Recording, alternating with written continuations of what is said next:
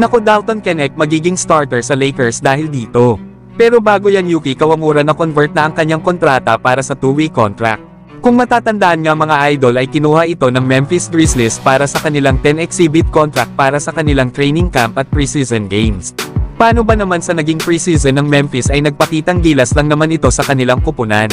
Lalo na sa kanyang bilis at playmaking skills na dito talaga humanga ang Memphis. Na nag-average lang naman ito ng 3 points at 4 assists per game na meron naman itong 15 minutes of playing time. Na inaasahan nga na sa G League muna ito ilalagay ng Memphis Grizzlies para lalo pang ma-develop ang kanyang skills. Pero kayo ba mga idol? Ano ang masasabi nyo na nasa 2-way contract na si Yuki Kawamura sa Memphis Grizzlies? Samantalang matapos naman na gumawa ng impressive na 35 points itong rookie ng Los Angeles Lakers na si Dalton Knecht sa naging laban nila sa Phoenix Suns. Ay marami nga ang nagsasabi na gawin na daw itong starter ngayong season ng kanilang pupunan. Bukod kasi sa 35 points ni Dalton Knecht ay meron pa itong 7 rebounds at 8 out of 13 lang naman ito sa 3-point area sa loob ng 32 minutes of playing time. Ang impressive pa dito sa rookie na ito ng Los Angeles Lakers ay nakascore dito ng 20 straight points. At meron naman itong 25 points sa 4th quarter at overtime. Kaya naman merong mga nagsasabi na mas maganda raw na mapalitan itong si Austin Reeves bilang starter ng Los Angeles Lakers.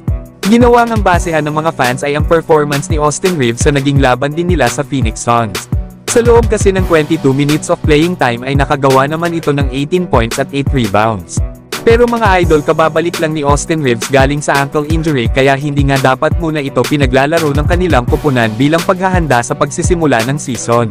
Kaso ay kailangan din kasi na makabuo ang Lakers ng chemistry at makuha ang kanilang rhythm especially na sa starting unit nila.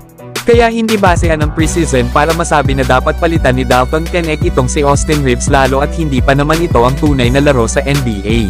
Pero mga idol kung magagawa ng Los Angeles Lakers na makahanap ng trade partner dito kay D'Angelo Russell bago ang trade deadline, ay panigurado na itong si Dalton Knecht ang ilalagay ng Lakers bilang ang kanilang shooting guard habang si Austin Reeves naman ang kanilang bagong point guard. Alam naman natin na mahusay rin na playmaker itong si Austin Reeves at the same time ay mas better ang kanyang depensa at performance kapag playoffs kesa kay D'Lo.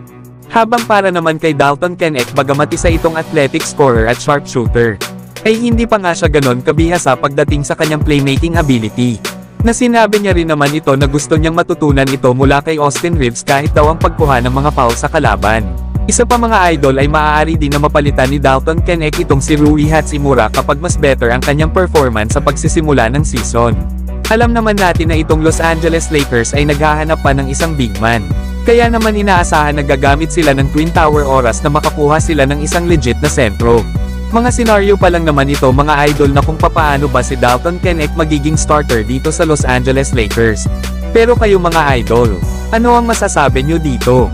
Gusto nyo ba na maging starter si Dalton Knecht ngayong season?